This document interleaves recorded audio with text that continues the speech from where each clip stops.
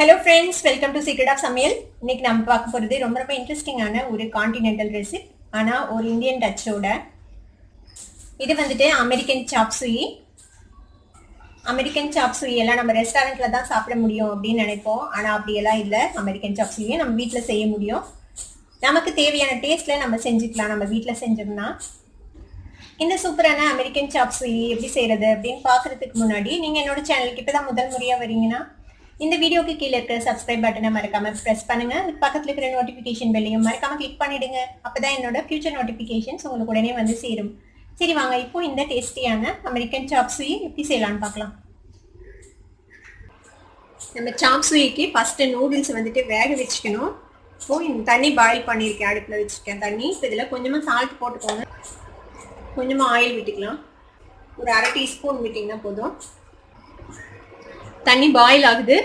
நான் இன்னைக்கு வந்துட்டு மேகி நூடுல்ஸ் தான் எடுத்திருக்கிறேன். 2 பேக்கெட் எடுத்திருக்கிறேன் நூடுல்ஸ். இதை வந்துட்டு நம்ம வேக வச்சுக்கலாம் தண்ணியில் போட்டு.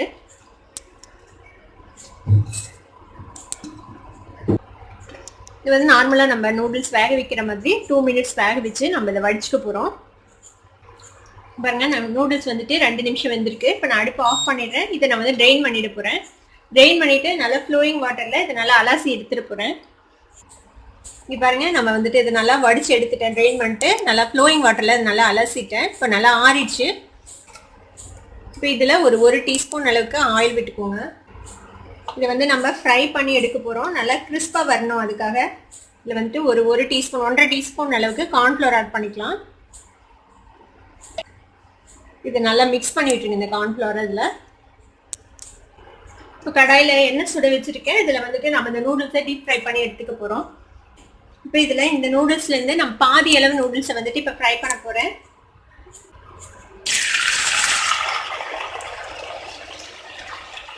இந்த மாதிரி பரவலாக போட்டுருங்க.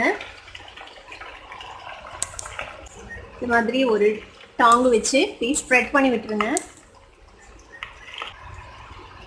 நல்லா ஃப்ரை ஆயிடுச்சுன்னா இந்த பபிள்ஸ்லாம் வந்துட்டு உங்களுக்கு அடங்கிடும். அது வரைக்கும் வெயிட் பண்ணலாம். ஒரு சைடு குக் ஆகட்டும். அதுக்கப்புறம் நம்ம அந்த சைடு லைட்டாக டர்ன் பண்ணி விடலாம்.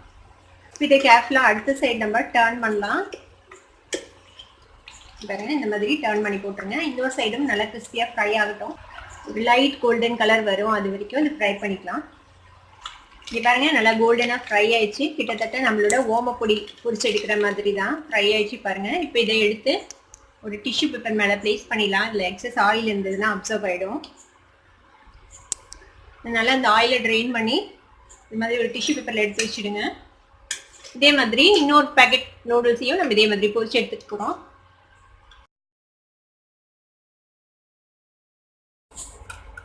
இப்போ நம்மளோட நூடுல்ஸ் ரெடி ஆயிடுச்சு. இப்போ நம்ம வந்துட்டு இந்த சாப் சுயி ரெடி பண்ணலாம். இப்போ இதுக்கு ஒரு பேனில் கொஞ்சமாக ஆயில் விட்டுக்கோங்க. ஒரு 1.5 டீஸ்பூன் அளவுக்கு ஆயில் விட்டுருக்கேன். இதில் இப்போ எண்ணெய் சூடாயிடுச்சு. இதில் வந்துட்டு கொஞ்சமாக பூண்டு சாப் பண்ணி வச்சுருக்கேன். ஒரு 4-5 பல் பூண்டு. இந்த பூண்டு சேர்த்தில அதில் பூண்டு கூடவே கொஞ்சமாக வெங்காயம் வெட்டி வச்சுருக்கேன். சும்மா ஒரு 1/4 வெங்காயம், அதையும் சேர்த்துக்கோங்க. இது கூட நான் வெஜிடபிள்ஸ்லாம் வெட்டி வச்சுருக்கேன். பாருங்க, கேரட்ஸ் வந்து ஜூலியன்ஸாக வெட்டி வச்சுருக்கேன். பீன்ஸையும் அதே மாதிரி நீளமாக டயகனலாக வெட்டி வச்சுருக்கேன். முட்டைப்பூஸ் கொஞ்சம் அதிகமாக எடுத்திருக்கேன். ஒரு பாதி கொடைமிளகாய், அதையும் இந்த மாதிரி நீளமாக வெட்டி வச்சுருக்கேன். இப்போ இந்த வெஜிடபிள்ஸ் ஒன்றா சேர்த்திக்கலாம். ஃபஸ்ட் கேரட் சேர்த்திக்கலாம். பீன்ஸ் சேர்த்திக்கோங்க.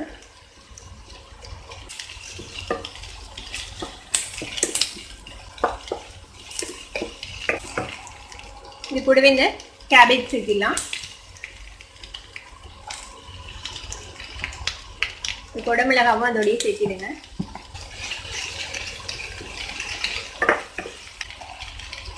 தேவையான அளவுக்கு உப்பு சேர்த்திக்கலாம்.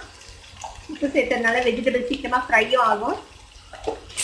மொத்தமாக இந்த சாஸ்க்கு எவ்வளோ தேவையோ அந்தளவுக்கு உப்பு சேர்த்திட்டேன். தேவைப்பட்டால் மறுபடியும் நம்ம பார்த்துட்டு சேர்த்திக்கலாம். இதை நல்லா ஃப்ரை பண்ணுங்கள். வெஜிடபிள்ஸ்லாம் நல்லா வேகணும். நார்மலாக அமெரிக்கன் சாப் சுயி வந்துட்டு நீங்கள் ரெஸ்டாரண்ட்டில் சாப்பிட்றீங்கன்னா தெரியும், பயங்கரமாக இனிக்கும். நிறைய சுகர், நிறைய சாஸ், டொமேட்டோ சாஸ் எல்லாம் ஆட் பண்ணி செய்வாங்க. பயங்கரமாக இனிக்கும். எனக்கு அந்த டேஸ்ட் அவ்வளோவா பிடிக்கல. அதனால இது வந்துட்டு இது என்னோட வெர்ஷன் ஆஃப் அமெரிக்கன் சாப் சுயி அப்படின்னு சொல்லலாம். இது வந்துட்டு இனிப்பாக இருக்காது உங்களுக்கு, இது கொஞ்சம் ஸ்பைசியாக இருக்கும். உங்களுக்கு அந்த மாதிரி ரெஸ்டாரண்ட் ஸ்டைல் சாப் சுயி பிடிக்கும் அப்படின்னீங்கன்னா நீங்கள் வந்துட்டு நிறைய டொமேட்டோ கெச்சப் ஆட் பண்ணிக்கோங்க. நான் வந்து டொமேட்டோ பியூரி ஆட் பண்ண போகிறேன். அதுக்கு பதிலாக நீங்கள் நிறைய டொமேட்டோ கெச்சப் ஆட் பண்ணிட்டீங்கன்னா உங்களுக்கு அந்த ரெஸ்டாரண்ட் டேஸ்ட் வரும். ஆனால் இந்த மாதிரியும் ட்ரை பண்ணி பாருங்கள். இது ரொம்பவே சூப்பராக இருக்கும். நமக்கு வந்துட்டு நார்மலாக ஸ்பைசி ஃபுட்ஸ் பிடிக்கும்ல, அது மாதிரி இருக்கும் இது கொஞ்சம். பாருங்க பாதி அளவுக்கு வெந்திருக்கும் இப்போ வெஜிடபிள்ஸ்லாம். இப்போ இதில் கொஞ்சமாக பெப்பர் பவுடர் சேர்த்திக்கலாம். ஒரு 1/4 டீஸ்பூன். ஒரு 1/4 டீஸ்பூன் சில்லி பவுடர் சேர்த்திக்கோங்க. ஒரு 1/2 டீஸ்பூன் அளவுக்கு சோயா சாஸ் ஆட் பண்ணுறேன்.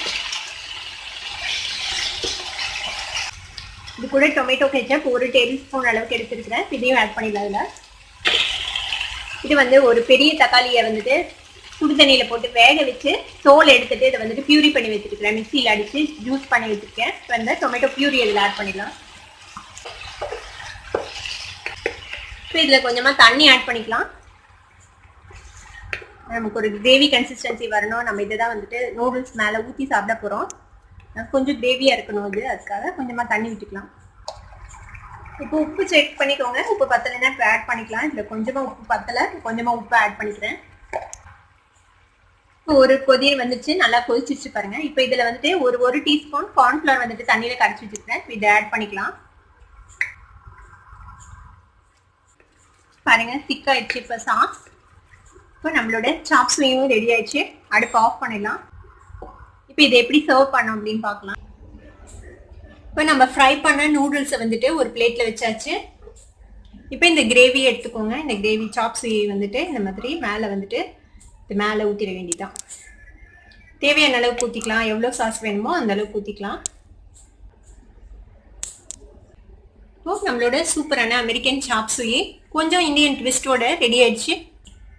இந்த டேஸ்டியான சாப் சுயியை நீங்களும் ட்ரை பண்ணி பார்த்துட்டு எப்படி இருந்தது அப்படின்னு எனக்கு கமெண்ட்ஸில் ஃபீட்பேக் கொடுங்க. இந்த வீடியோ உங்களுக்கு பிடிச்சிருந்ததுன்னா சப்ஸ்கிரைப் பண்ணுங்க. பக்கத்தில் இருக்கிற பெல் ஐக்கானை கிளிக் பண்ணுங்க. அப்போ என்னோட நோட்டிஃபிகேஷன்ஸ் உடனே உங்களுக்கு வந்து சேரும். லைக் பண்ணுங்க, ஷேர் பண்ணுங்க. தேங்க்யூ ஃபார் வாட்சிங் this video viewers. Bye bye.